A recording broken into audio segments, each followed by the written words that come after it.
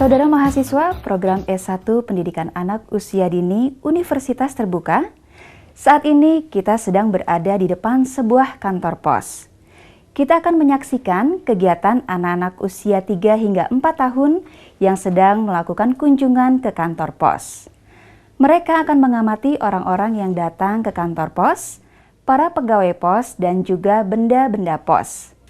Kegiatan mereka ini dalam rangka melakukan suatu proyek, yaitu proyek mengamati kantor pos.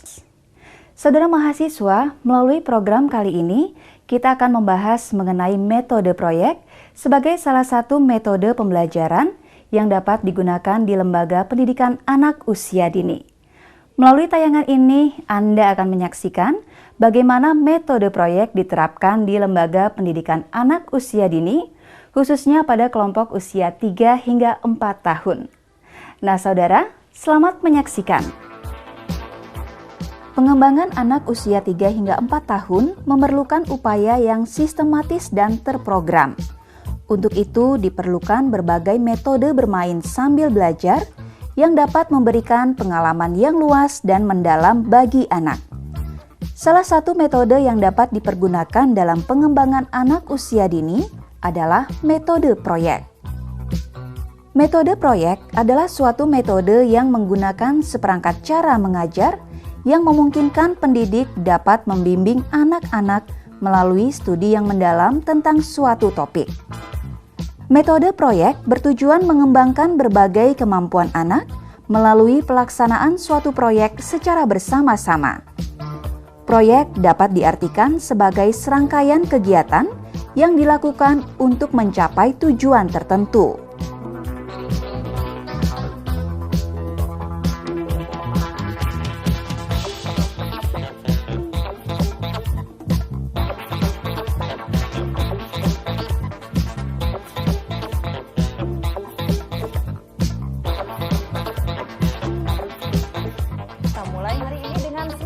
Kita tepuk semangat.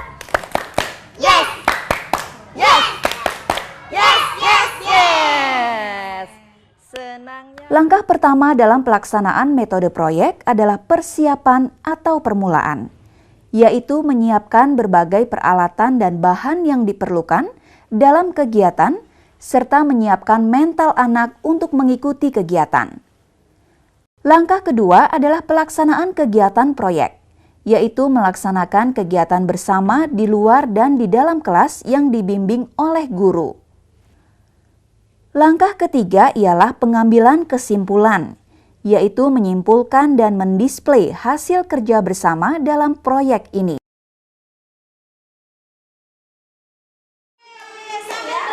Bertepuk tangan ya. 1, 2, 3 ya.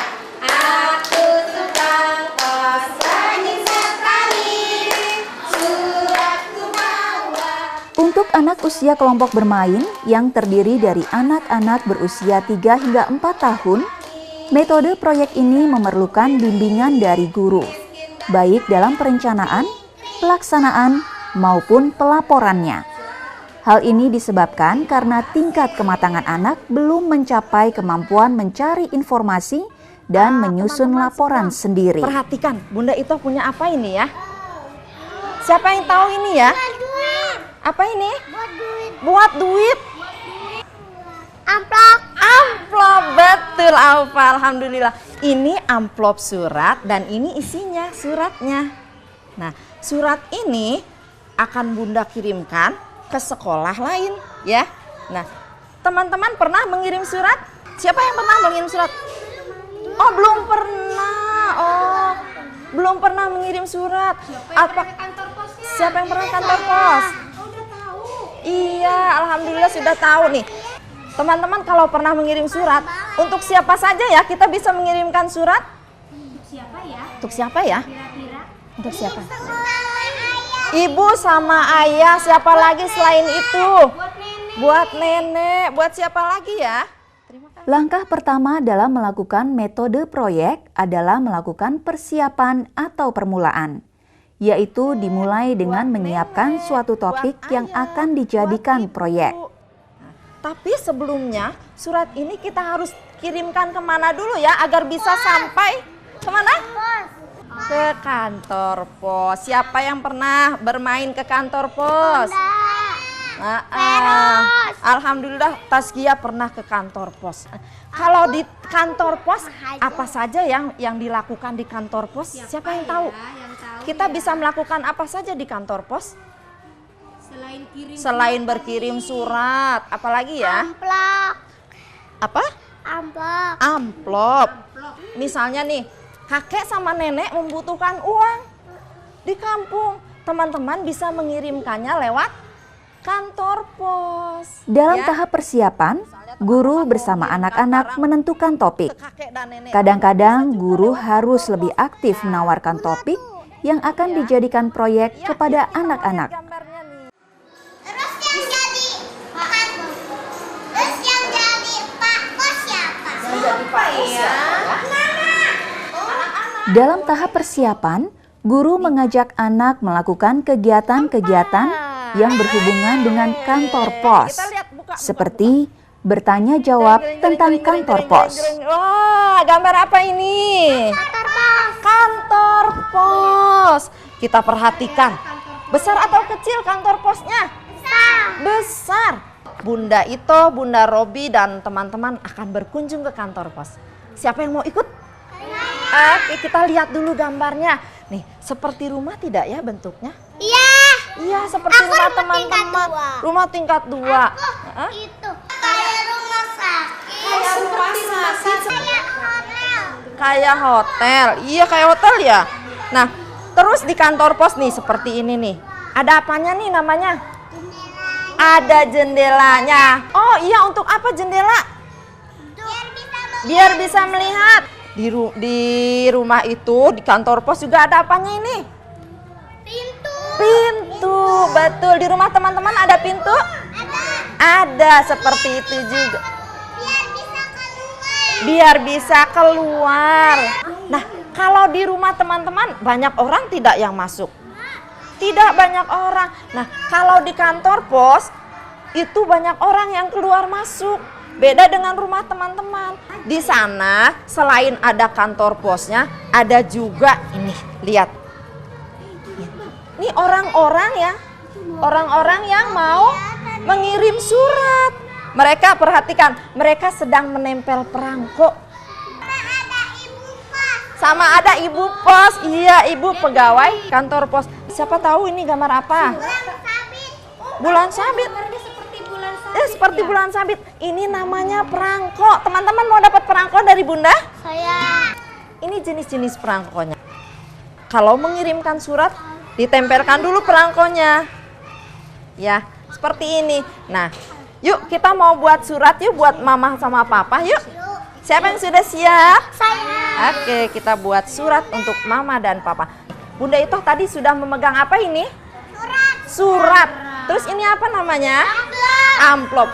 Yang lembaran lebar ini kita lipat. Ya. Sekarang kita akan mau melakukan apa? Memasukkan surat ke dalam apa ini? Amplop. Betul, ke dalam amplop. Bismillahirrahmanirrahim. Nah, surat ini belum bisa sampai ke rumah temannya Bunda Ito kalau belum diberikan di sininya. Apa namanya tadi? Perangko. Nih, Bunda tempelkan perangkonya. Di sini ada bacaan, tempelkan tanda lunas. Ditempelkan di sini. Bismillahirrahmanirrahim. Nah, sudah deh. Tapi belum ada apanya di sini ya. Siapa ya? Untuk siapa ya Bunda mengirimkan tadi? Kepada Kepala TK Al-Zahra.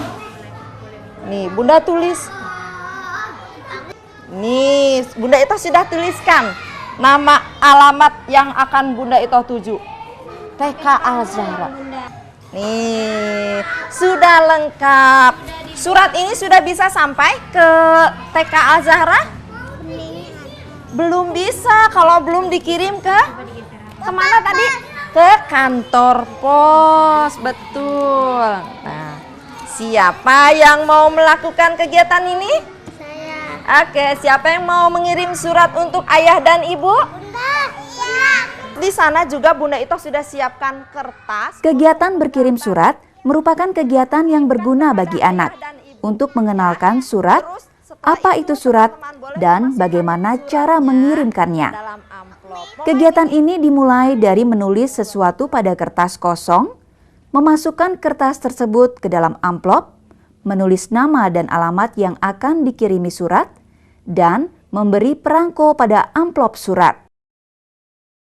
Anak usia 3 hingga 4 tahun tentu saja belum bisa menulis.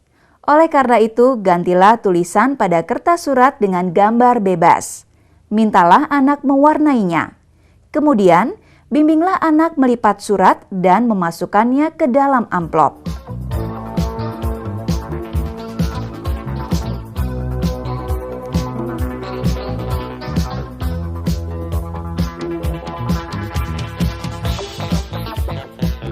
Kemudian mintalah anak menempel perangko pada amplop surat.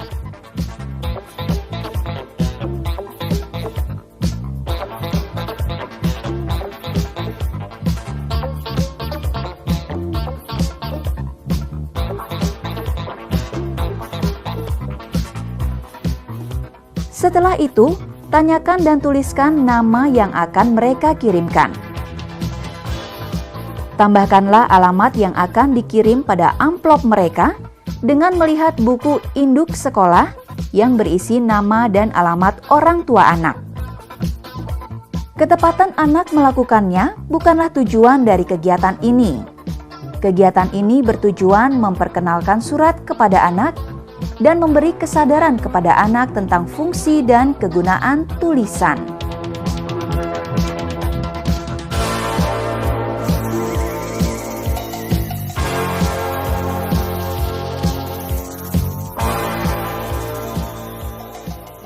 Perhatikan lagi, banyak atau sedikit pegawainya? Banyak. Kayak ATM, iya mirip seperti ATM. Oh iya, teman-teman juga bisa mengirimkan uang lewat kantor pos. Nah, jadi namanya mengirimkan wesel. Nah, nanti setelah teman-teman mengirimkan uang, teman-teman menerima bukti. Buktinya itu disebut wesel. Nih, ada lagi. Gambar apa ini? Apa ya? Kardus.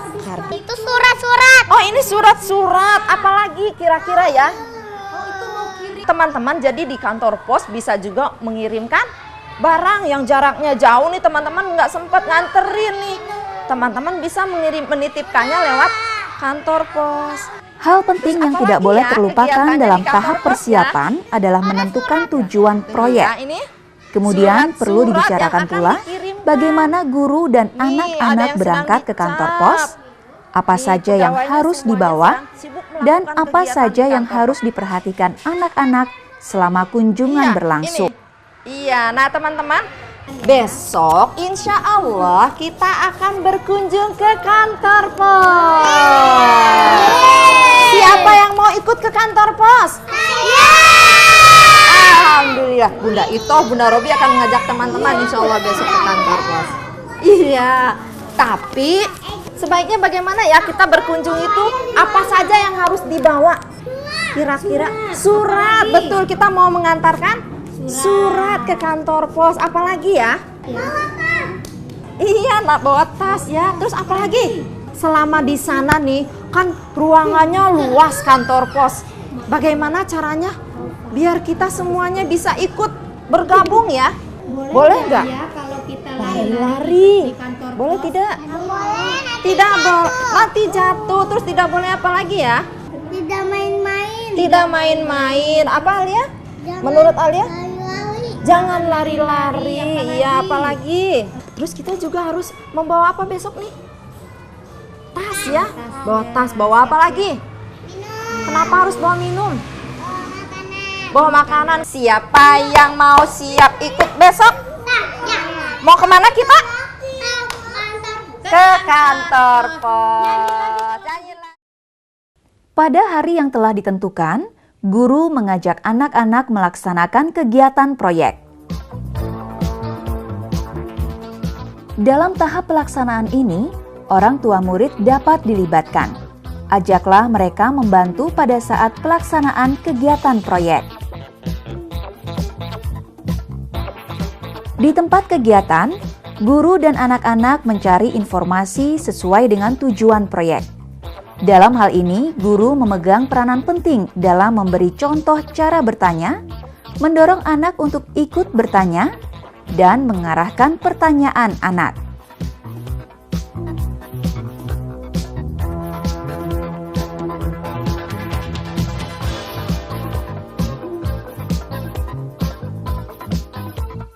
Selain mengumpulkan informasi langsung dari orang yang berwenang, guru dan anak-anak juga bisa mendapatkan informasi dari brosur, leaflet, atau apa saja yang mengandung informasi mengenai proyek.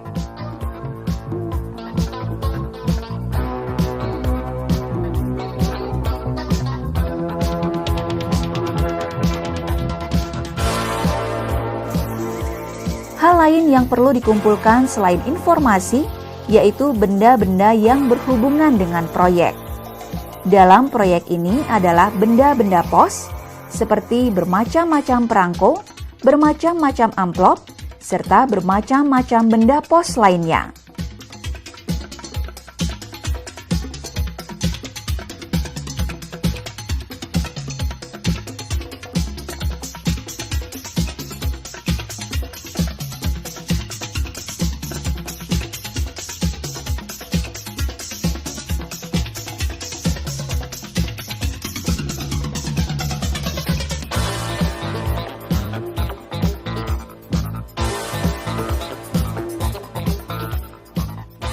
Dalam melakukan kegiatan proyek ini, jangan lupa beri anak-anak kesempatan untuk beristirahat.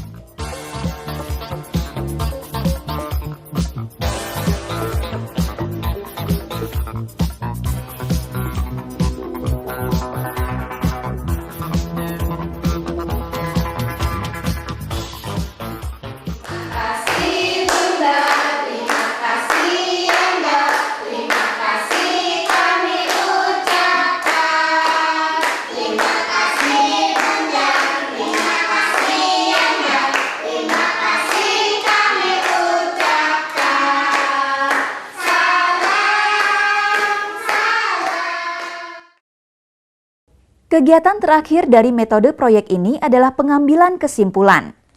Kegiatan ini dapat dimulai dengan bersama-sama melakukan display benda-benda yang didapat dari pelaksanaan kegiatan proyek.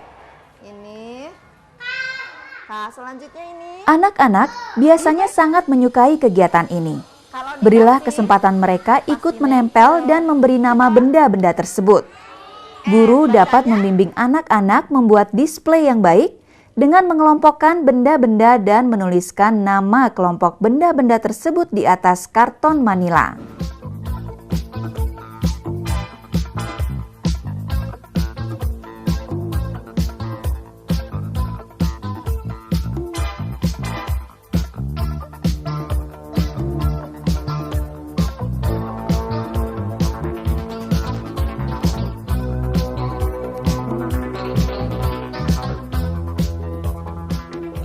Nah, saudara, sudah kita saksikan bahwa metode proyek dapat mengembangkan berbagai aspek perkembangan anak dengan menggunakan beberapa macam metode. Jadi, dengan menggunakan metode proyek, berarti kita menggunakan berbagai macam metode yang dapat melibatkan anak agar mereka dapat terlibat dalam kegiatan bersama. Dalam tahap persiapan, pada saat guru dan anak-anak menentukan proyek yang akan dikerjakan, guru menggunakan metode tanya jawab yang bermanfaat untuk pengembangan kognitif dan bahasa anak. Pada saat anak-anak mempraktikkan cara menulis surat, melipat surat, memasang perangko, dan menulis nama serta alamat yang dikirim, guru menggunakan metode demonstrasi dan simulasi. Kegiatan ini berguna untuk mengembangkan bahasa, motorik halus, dan kognitif anak. Pada saat anak melaksanakan kegiatan proyek, guru mengajak anak mencari informasi dengan berbagai cara, yaitu dengan cara bertanya, mengumpulkan brosur, serta mengumpulkan benda-benda pos. Dalam hal ini, guru menggunakan metode demonstrasi dan praktik langsung. Kegiatan mencari informasi ini akan menanamkan pengertian kepada anak tentang cara mengumpulkan informasi untuk memperdalam suatu pemahaman. Selain itu, kegiatan ini akan menumbuhkan rasa percaya diri anak. Mengerjakan display bersama-sama akan membangun rasa kebersamaan dan toleransi di antara anak-anak dan memupuk keinginan bekerja sama di antara mereka. Penyusunan display yang baik akan mengajarkan kepada anak bagaimana menyusun pesan dengan memperhatikan kejelasan dan keindahan display. Langkah terakhir dari metode proyek adalah mengajak anak-anak membuat kesimpulan dari apa yang telah mereka lakukan bersama. Benda-benda pos semuanya. Apa ini namanya yang tadi? Amplop. Ini amplop. Dan yang ini? Kartu pos. Selanjutnya yang ini? Perangko, betul Kiki. Oke, kita hitung amplopnya yang besar dulu ya. Ini hasil teman-teman loh menempel tadi ya setelah kita berkunjung ke kantor pos. Kita hitung satu. 1, 2, 3, 4, 5, 6, 7, 8, 10. Sekarang kita hitung yang mana nih? Ya hitung ini. Kita hitung sama-sama. 1, 2, 3, 4, 5, 6, 7. Ada berapa kartu posnya? Ada 7. Apa saja ya yang belum kita hitung ya? Apalagi ya? Perangko. Kita hitung perangkonya. 1, 2, 3, 4, 5. Ada berapa? 8. Ada 8. Nah, semuanya kita dapatkan di mana? Di kantor pos. Nah, saudara mahasiswa, demikianlah program kali ini yang membahas mengenai metode proyek. Dengan menggunakan metode proyek, banyak sekali manfaat yang bisa diraih dalam rangka mengembangkan berbagai aspek perkembangan anak. Dan agar Anda benar-benar memahami metode ini, maka gunakanlah metode ini dalam berbagai kegiatan dengan anak-anak didik Anda. Saudara mahasiswa, sampai jumpa dalam program berikutnya.